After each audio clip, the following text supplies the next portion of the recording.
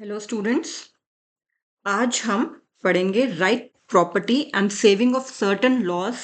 ठीक है, जैसे कि आर्टिकल, इसी में article 31A, article 31A B and C, इसके बारे में पढ़ेंगे। राइट टू प्रॉपर्टी जो वर्ड है, ये पार्ट 3 से, ये जो हेडिंग भी है ना, जो पार्ट 3 से, उसको ओमिट कर दिया गया है। हमने पढ़ा है कि राइट टू प्रॉपर्टी पहले हमारे पास होता था एक फंडामेंटल राइट, अब वो नहीं है। तो पहले हमारे पास दो चीजें होती थी, जो हमने पिछली क्लासेस में भी आर्टिकल 19 जब मैंने आपको पढ़ाया था तो बताया था कि 19(1)(f को हटा दिया गया था, ओमिट कर दिया गया था। इसी तरह से आर्टिकल 31 को भी ओमिट कर दिया गया था। आर्टिकल 19(1)(f कहता क्या था? ये कहता था कि आपके पास, एक इंडिविजुअल के पास राइट है किस चीज का?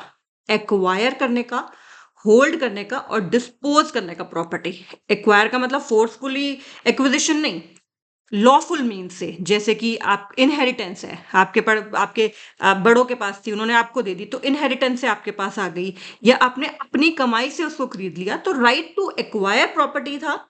उस प्रॉपर्टी को होल्ड करिए, एंजॉय करिए और उस प्रॉपर्टी को डिस्पोज भी कर दीजिए लॉफुल बेस से।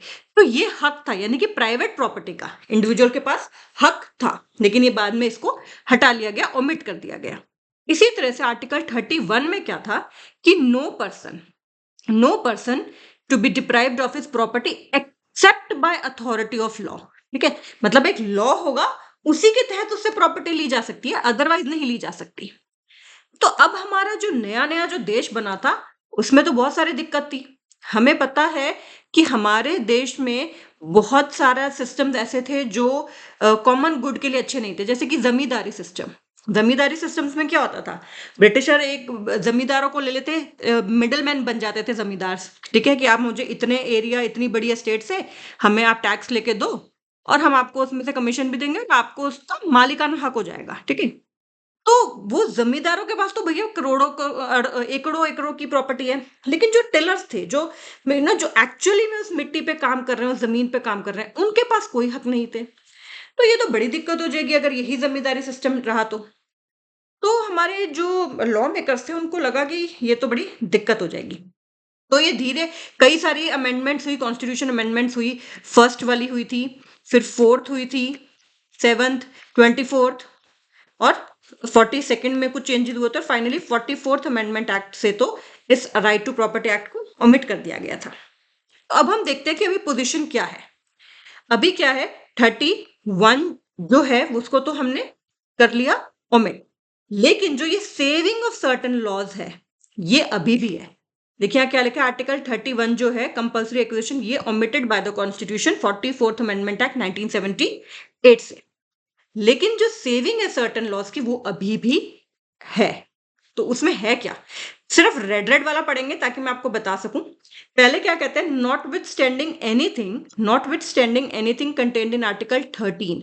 इफ यू रिमेंबर, आर्टिकल 13 में मैंने बात बताई थी कि जो हमारी डेट थी कॉन्स्टिट्यूशन के फोर्स में आने की 26 जनवरी 1950, इससे पहले के लॉज और इससे बाद के लॉज, हमें क्या बोला गया था 13 आर्टिकल में, कि इससे पहले के जो लॉज हैं और इससे बाद के भी जो लॉज हैं, अगर वो फंडामेंटल राइट्स को इन्फ्रिंज करते हैं तो वो नल एंड वॉइड हो जाएंगे।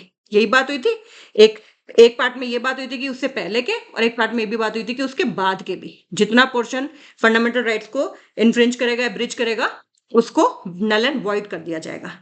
लेकिन अब यहाँ पे क्या कह रहे हैं कि not with standing anything content in article 13, मतलब आर्टिकल 13 को रेफरेंस में अब नहीं लेंगे। अगर कोई भी लॉ, ये पांच चीजें अभी हम इनके बारे में एक करके डिस्कस करेंगे, ABCDE, अगर ये पांच चीजें, अगर इन चीजों पे अगर लॉ बनाया जाता है तो वो दे शेल, नो लॉ, क्या वर्ड यूज किया है, नो लॉ प्रोवाइडिंग फॉर, देखिए आगे, this shall be deemed to be void on the ground that it is inconsistent with or takes away or abridges any of the rights conferred by article 14 और 19। तो उन्होंने क्या बोला, article 13 की जो बात है कि कॉन्स्टिट्यूशन को इन फोर्स आने के बाद भी अगर हम कुछ एक्ट बनाते हैं, लॉ बनाते हैं जो कि इन्फ्रिंज करता है आर्टिकल्स को, पार्ट 3 को, तो उन्होंने कहा था नल एंड वॉइड है। लेकिन उन्होंने क्या कह दिया कि आर्टिकल 13 में ना मानते हुए, आर्टिकल 13 में हम कोई भी उस चीज को रेफरेंस ना देते हुए अगर इन पांच चीजों पे ABCDE पे बनाया जाए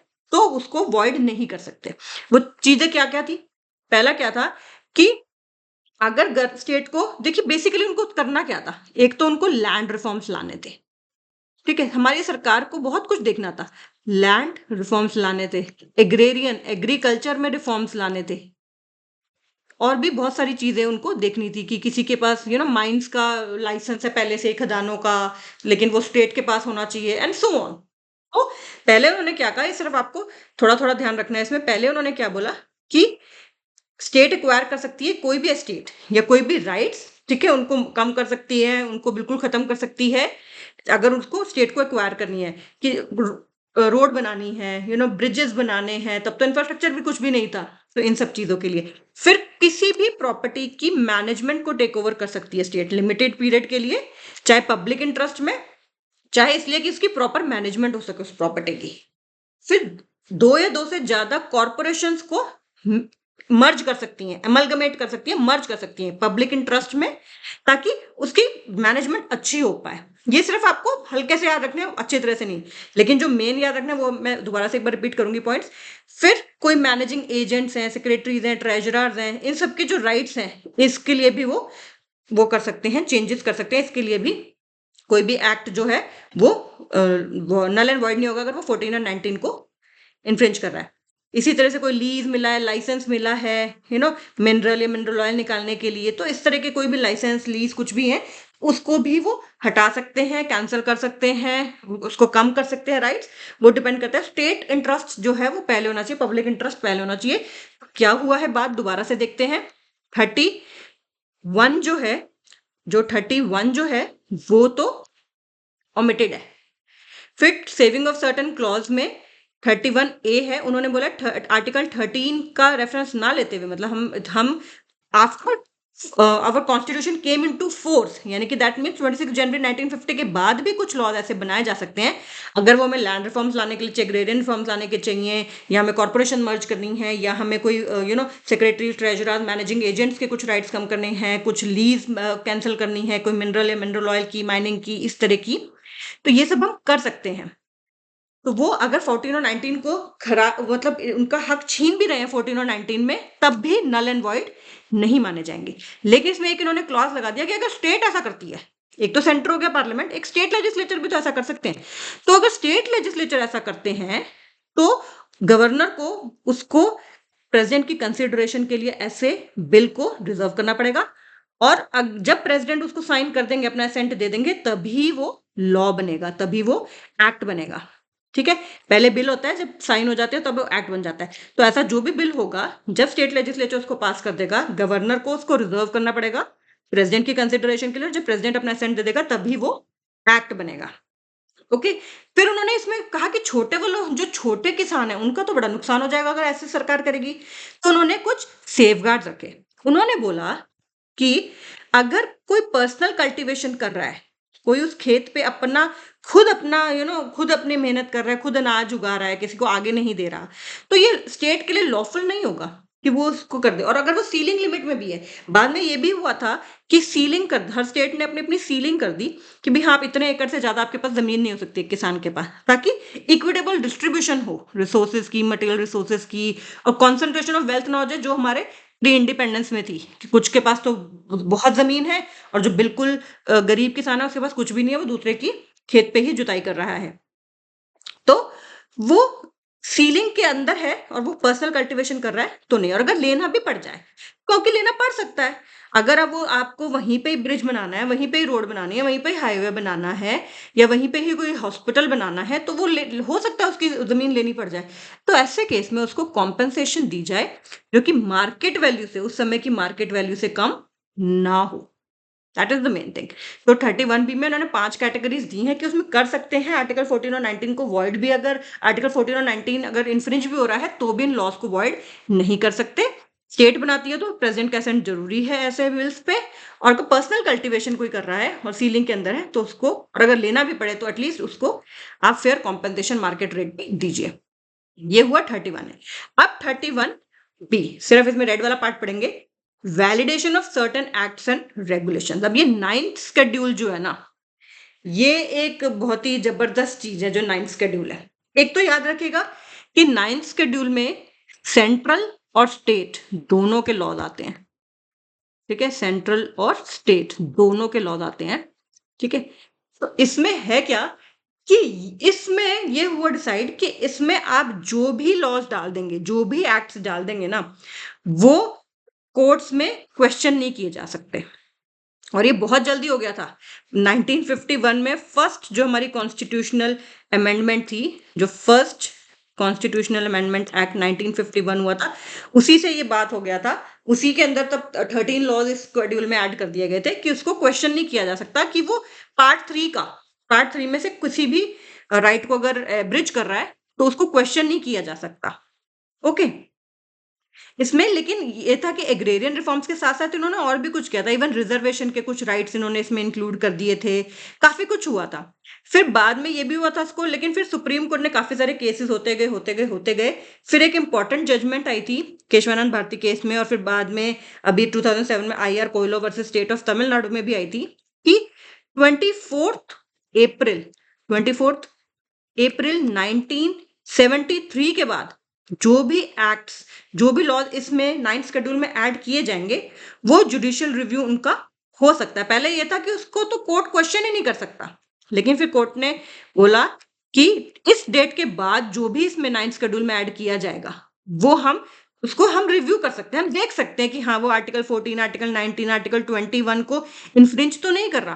पहले तो बिल्कुल भी पावर नहीं थी, लेकिन बोला इस डेट के बाद जो एक्ट्स इसमें इंक्लूड किए गए हैं, इनिशियली तो 13 ही किए थे, धीरे धीरे काफी बढ़ गई है। तो 9th शेड्यूल में स्टेट और सेंटर दोनों के आते हैं, उसको क्वेश्चन नहीं कह सकते। उसमें काफी सारी चीजें उन्होंने इंक्लूड की थी, जैसे मैंने आपको बताया इवन रिजर्वेशन से रिलेटेड। ठीक है, अभी थोड़ा टाइम पहले एक वो भी था कि छत्तीसगढ़ गवर्नमेंट ने लिखा था कि हमारे आप वहाँ के स्टेट लेजिस्लेचर ने पास कर दिया था रिजर्वेशन बढ़ाने का कुछ, फिर वो फाइनली उनके गवर्नर ने साइन नहीं किया था कि उसको भी अब 9th शेड्यूल में कर लो, क्योंकि उसको कोर्ट्स चैलेंज नहीं कर सकते। बट 24 अप्रैल 1973 के बाद जो भी इसमें ऐड हुए हैं उनको जुडिशियल रिव्यू उनका हो सकता है। फिर 31C में क्या कहा था? 31C की भी नई नई कहानी है। 31C में हुआ था कि अगर डायरेक्टिव प्रिंसिपल्स को आपको इफेक्ट देना है, आगे हम पढ़ेंगे डायरेक्टिव प्रिंसिपल्स, अगर उनको आपने इफेक्ट देना है, उसमें बहुत सारे मतलब चीजें थी, बहुत अच्छी अच्छी चीजें भी थी।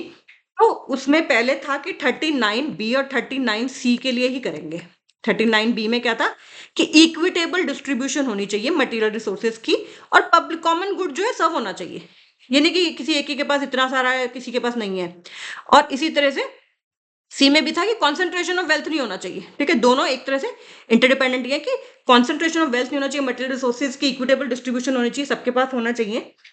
पहले था कि इन दोनों को अगर गवर्नमेंट इन दोनों को इंप्लीमेंट करने के लिए कुछ ला रही है, तो चलो उसको हम कह देंगे कि हम फंडामेंटल राइट्स की इन्फ्रिंजमेंट नहीं मानेंगे आर्टिकल 14 और 19 में। लेकिन कई सारे केसेस हुए, फिर पार्लियामेंट ने क्या किया, बोला ऑल DPSP के लिए कर दो। पार्लियामेंट ने पास कर दिया कि हम तो सारे के सारे DPSP के लिए कह रहे हैं कि हम कोई भी DPSP के लिए इंप्लीमेंट करेंगे तो वो पार्ट 3 के इन्फ्रिंजमेंट के बेसिस पे उसको चैलेंज नहीं किया जा सकता, उसको नल एंड वॉइड डिक्लेयर नहीं किया जा सकता।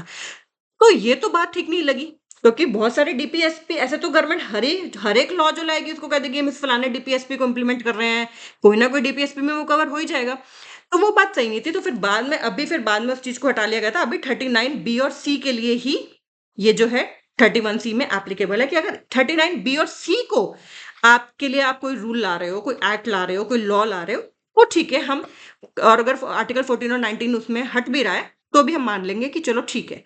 और वही सेम चीज कि अगर स्टेट कर रही है तो गवर्नर को consideration of the present clause को रिजर्व करना पड़ेगा, उसका असेंट, उनका असेंट मिलने के बाद ही वो जो है वो एक एक्ट बनेगा। तो 31C में क्या होता है? DPSP। तो आपको मोटा मोटा याद क्या रखना है? 31C में आपको DPSP याद रखना है, 31B में आपको 9th शेड्यूल याद रखना है, और 31A में आपको याद रखना है कि कुछ 5 चीजें थी। कुछ 5 चीजें जब आप याद करोगे ना, अपने आप आपको याद आ जाएगा। ठीक है, कि 31A में कुछ 5 चीजें थी, आपको अपने आप कुछ थोड़ा थोड़ा याद आ जाएगा, जितना पूछा जाता है उतना आपको याद आ जाएगा। 31, फिर 31B में 9th शेड्यूल की बात करते हैं वो। 31B में they talk about 9th schedule, validation of certain acts and regulation. इसमें उन्होंने ये डिसाइड किया था कि 24 अप्रैल 1973 के बाद के जो हैं, जो भी इसमें इंक्लूड किए गए हैं 9th शेड्यूल में, उसका जुडिशियल रिव्यू हो सकता है।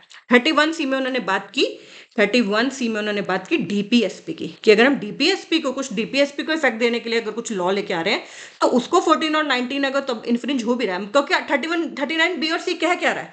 वो यही तो कह रहा है कि हमें इक्विटेबल डिस्ट्रीब्यूशन ऑफ इनकम करनी है। तो अगर सरकार एक एक के पास बहुत कुछ है, उससे थोड़ा लेके, एक के पास बहुत जमीन है एक फार्मर के पास, और सरकार को लगा कि नहीं, थोड़ा सा दूसरे जो छोटा वो हैं किसान है उनको देनी है, तो ऑब्वियसली वो तो कहेगा कि जो मेरा आर्टिकल 19 और मेरा राइट टू इक्वालिटी खराब हो रहा है, और आर्टिकल 19 भी खराब हो रहा है, जिसमें आपके पास है कि मैं कोई भी प्रोफेशन कर सकता हूँ एंड ऑल दैट। तो फिर धीरे धीरे यही हुआ कि हाँ, 39B और 39C के लिए अगर सरकार कुछ लाती भी है, तो उसको 14 और 19 के बेसिस पे उसको नहीं किया जाएगा। बाद में 31D भी था, फिर उसको रिपील कर लिया गया था, तो इसके लिए आपको इतना सोचने की जरूरत नहीं है। एंड दोबारा एक बार सुनिएगा, ठीक है? हमें अपने फंडामेंटल राइट्स पता होने बहुत जरूरी है, क्योंकि ये बहुत important part of our constitution है, एंड ये आप सबको पता होना चाहिए। And don't forget to share it with your friend, at least एक के साथ जरूर करिए, ठीक है? And like the video. Thank you.